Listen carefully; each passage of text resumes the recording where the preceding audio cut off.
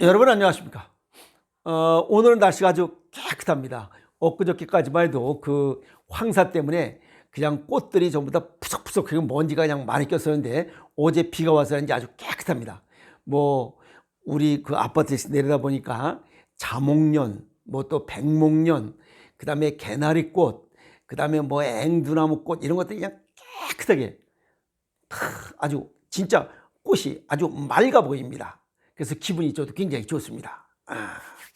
근데 이렇게 좋을 때 좀 쫙 보면서 또 뭐죠? 그게 조팝나무인지 이팝나무인지 조팝나무일 거예요. 큰 조그만 그 쌀이까지 같은 거 이런 것들도 또 꽃을 피우고 뭐 갖가지 그냥 그 뽀대를 냅니다. 이때 사람도 가서 뽀대 좀 내십시오. 아시겠습니까? 저쪽 경상도 지방과 강원도 지방에서 질문을 하신 내용입니다. 설사병에 관한 이야기, 설사에 관한 이야기 좀 정리해 줄 수 없냐? 그래서 이거 알겠다고? 뭐 설사병 별거 아니지 않습니까? 그래서 오늘 설사병에 관한 이야기 정리하도록 하겠습니다. 설사.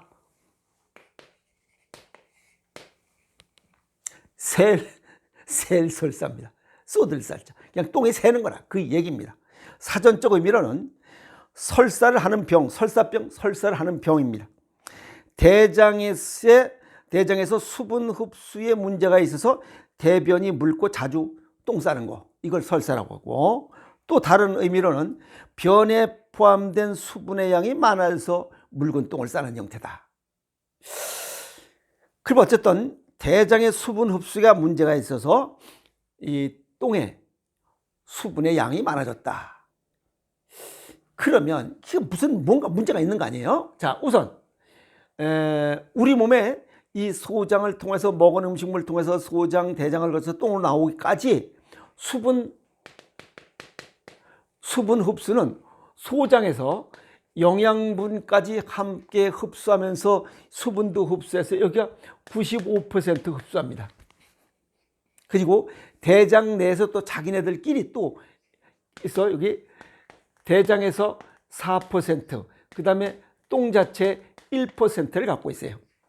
그런데 지금 여기 사전적 의미는 대장의 수분 흡수 능력이 뭔가 문제가 생겨서 이게 마이너스가 되면 여기는 플러스가 돼서 똥이 묽어진다는 뜻입니다. 여기 대장의 기능이 뭔가 떨어졌다라고 하는 것은 대장 내에 있는 유익균과 유해균의 비율이 깨졌다. 뭔진 모르지만 뭐에 의해서 깨졌는지는 몰라요. 거기가 보면 뭐 여러 가지 들 수 있죠. 세균이나 뭐 바이러스, 그다음에 뭐 속이가 차갑거나, 그다음에 뭐 그 뭐죠? 이 항생제를 쏴서 뭐 어쨌든 대장의 요 기능이 약해진 경우, 그래서 설사를 한다. 그 얘기입니다. 아시겠죠? 그리고 우리가 일반적으로 일반적으로 똥이 좀 눕고 싶다라고 할 때는 이 변이를 느끼는 것은 똥이 200g 정도 대장에 똥이 차 있을 때 변이를 느껴요. 똥 매렵다라고 느낍니다. 이때부터. 아시겠어요? 걔가 기본적으로 똥 매렵다 하면 이 대장 내에 똥이 200g은 차 있다. 이렇게 보시면 됩니다. 아시겠죠? 그 다음에 이 설사라고 하는 것이 대변이 정상적인 것보다 묽은 거야. 1% 플러스 되면 일단 묽은 설사 축에 들어가요. 그리고 또 어떤 이는 그래요. 하루에 4번 이상 똥을 누면 설사다. 저는 그렇게 보지 않습니다. 똥 매려오면 그냥 눕는 거지. 뭐 4번 이상해서 뭐 설사라 그건 잘못된 것 같아요. 그냥 똥은 눕고 싶을 때 눕는 거 좋다. 예를 들어서 유당불내증 있는 사람은 유제품 먹으면 바로 똥 나옵니다. 유당불내증 있는 사람이 유제품이면서 차가운, 예를 들어서 냉장고에서 꺼낸 뭐 바나나 우유를 먹으면 바로 설사합니다. 그럼 그건 설사야 뭐야 그럼? 정상적인 생명활동이죠. 왜? 흡수 못하고 차가우니까 빨리 뽑아야죠. 그 얘기입니다. 아시겠어요? 또 여기 위장에 열이 있으면서 찬 음식을 먹어버리면 이게 조화 균형이 깨져버려서 갑자기 설사가 납니다. 그런 사람은 밥을 먹자마자 똥을 쌉니다. 화장실 가야 돼요. 그럼 그건 설사냐? 설사가 아닙니다. 아주 지극히 정상적이다는 겁니다. 아시겠죠? 그래서 우리는 이 설사를 너무 걱정할 필요는 없습니다. 어찌 보면 굉장히 좋은 현상일 수 있습니다. 왜? 그 개울에 지저분한 것들이 있을 때 비가 한번 장 맞으면 쫙 깨끗하게 청소되지. 장 청소에는 최고입니다. 설사가. 그렇게 좋은 건데 왜 그걸 뭐 미워하고 그럴 필요가 전혀 없어. 걱정할 필요도 없습니다. 아시겠습니까?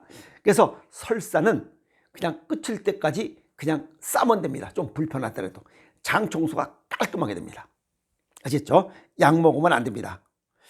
자, 그 다음에 정상적으로 봤을 때 복부가 차가워도, 즉 찬 음식을 먹고 외부 노출된 상태에서 찬 음식을 먹으면 설사할 수 있어요. 몸이 차가우면 36.5도를 유지할 수 없을 때, 그때는 이 수분을 뽑아내서 장내 온도를 일반적으로 36.5도를 유지하기 위한 생명활동이다. 이렇게 보면 됩니다. 아시겠어요? 또 이거 못지않게 설사보다 더 센 설사가 있어요. 그걸 갖다가 폭풍설사라고 그래.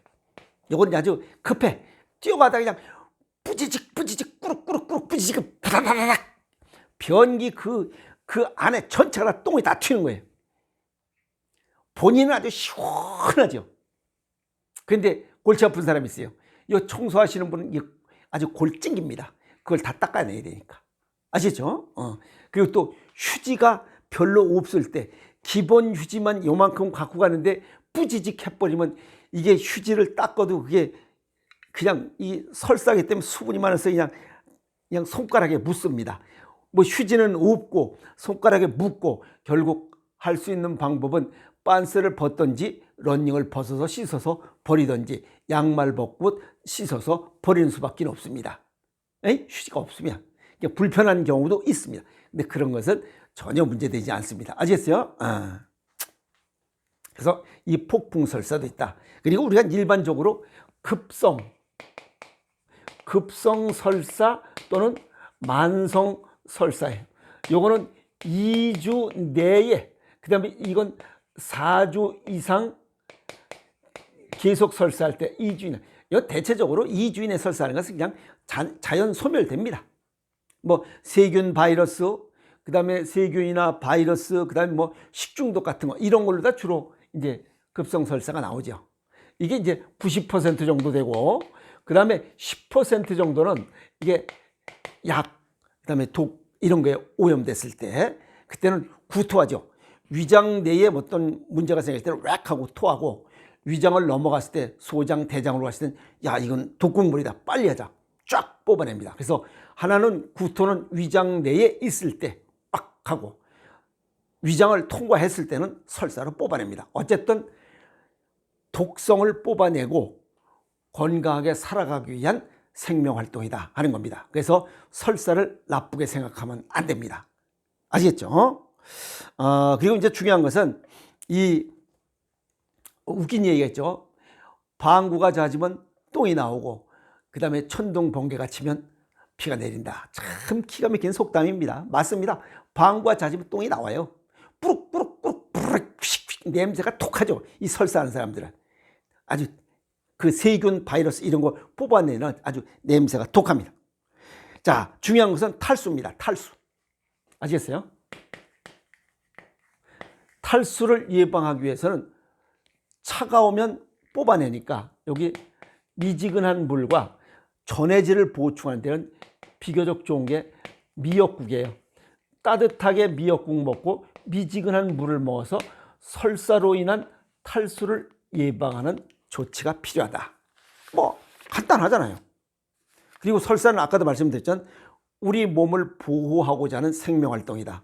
세균 배출하고, 그 다음에 뭐 바이러스, 독성물질 이런 걸 뽑아내고 저체온, 저산소 그거를 뽑아내서 정상적인 체온을 유지하기 위한 생명활동이다. 그러니까 설사는 그냥 하는 게 최고입니다. 아시겠어요? 설사를 멈추게 하는 거, 그건 지사제라고 그러죠. 지사제. 그칠 지자입니다. 똥을 그치게 하는 건 잘못된 겁니다. 설사를 그치게. 거기엔 세균, 바이러스, 독성 물질 뭔가 차갑고 그래서 설사하는데 그걸 멈추면 몸이 병이 듭니다. 그건 어리석은 거예요. 아시겠습니까? 일단은 뽑아내야 됩니다. 그 다음에 또 똥을 잘 싸게 하는 게 하제. 아시겠어요? 하제라고 하죠. 이거는 사하제가 맞습니다. 원래 용어가 쏟을사자, 똥을 아래로 뽑아낸다 해서 사하제. 그래서 똥을 멈추게도 하고 똥을 싸게도 한다. 약재로. 그리고 또 민중의술로 보면 감을 먹으면 설사를 멈게 하는데 그것도 잘못된 처방입니다.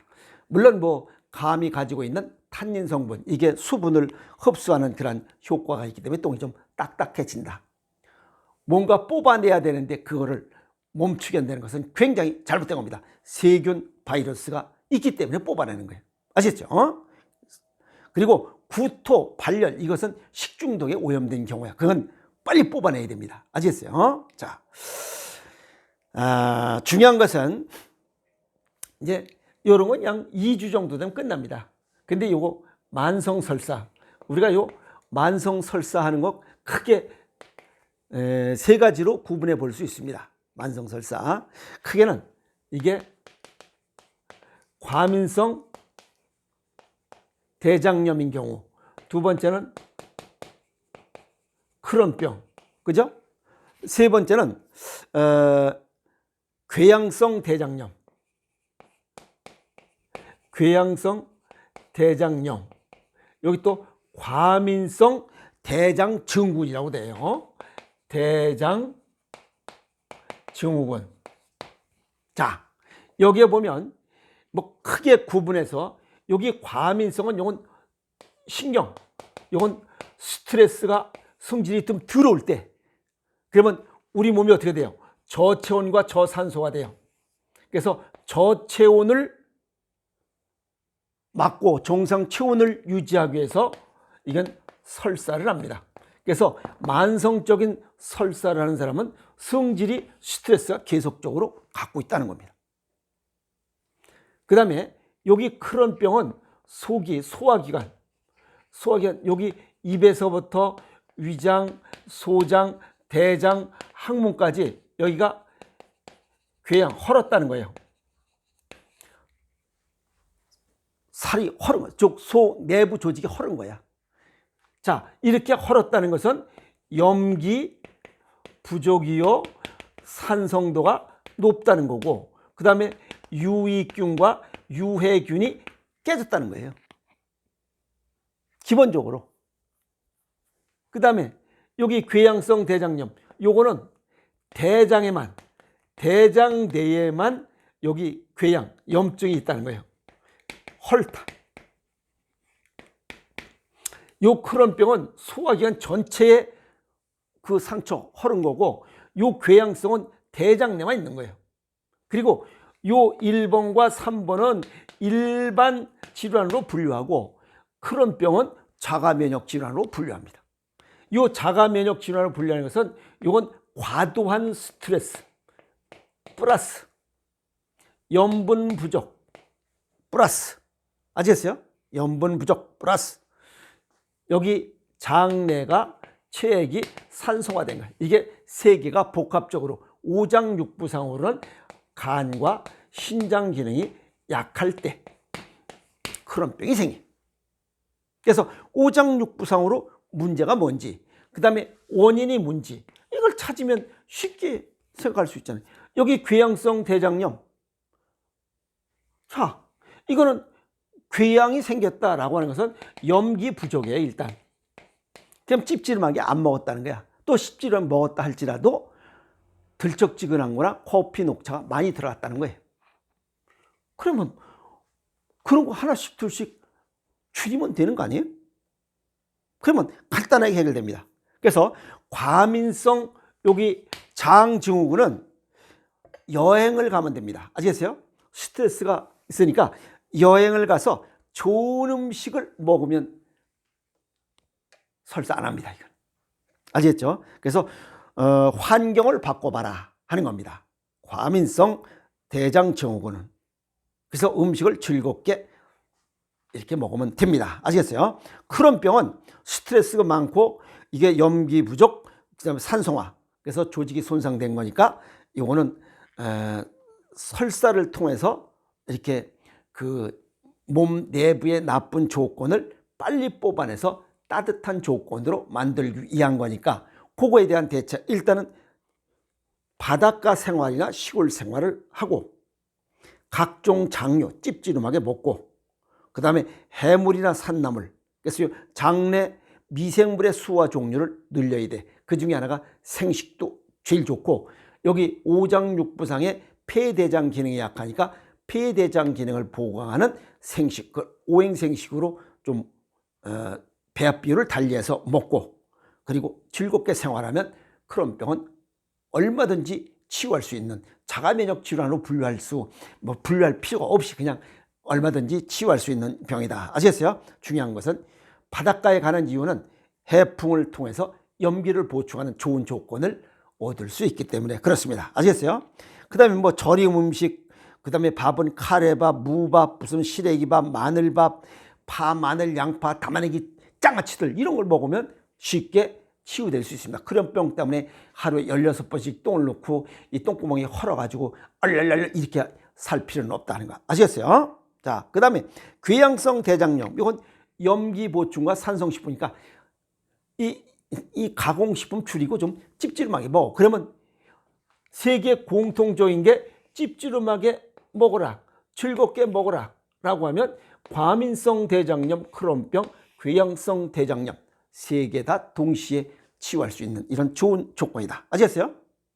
별거 아니잖아요. 그래서 식이섬유, 자연식을 먹는 식습관으로 좀 바꾸면 됩니다. 가공식품 우리 몸속에 산성도를 높이기 때문에 가공식품 먹으면서는 이 설사병을 절대 고칠 수가 없어요. 일단 짭짤하면 해라. 아시겠죠? 그 다음에 장내 미생물의 수와 종류를 늘려라. 급성설사든 만성설사든 장내 미생물의 수와 종류를 늘려라. 그것은 식이섬유가 풍부한 생식입니다. 그런 영양, 풍부한 영양, 식이섬유가 풍부한 이런 생식, 그것도 내 체질과 건강 정도에 맞게 맞춰 먹는 오행생식이면 으뜸이다. 이렇게 정리할 수가 있고, 즐겁게 먹어야 되고, 그 다음에 물, 설사하면 수분 보충되고, 이 보충을 해야 되는 건 당연하죠. 나갔으니까. 우리 몸 70% 빠져나가면 또 다른 문제가 생기니까. 그 다음에 염분 보충하고. 그럼 일반적으로 얘기했던 거잖아요. 그냥 가장 쉬운 거는 보니까 우리 고유의 김장김치, 간장, 된장, 고추장, 장아찌, 절임 음식을 매 끼 식사할 때 그런 식습관을 가지면 이 설사병은 걸리지가 않는다는 얘기입니다.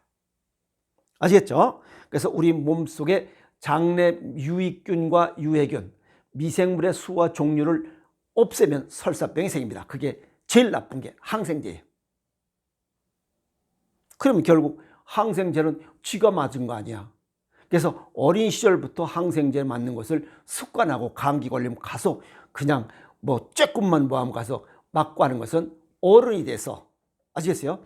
체온이 조금씩 낮아지는, 나이 먹으면서 체온이 점점 낮아지는 이러한 상황 하에서 이런 설사병이 발생할 수 있는 여건을 스스로 어린 시절부터 이 무지에서, 건강상식의 무지에서부터 시작된 그런 병이다, 이렇게 보시면 됩니다.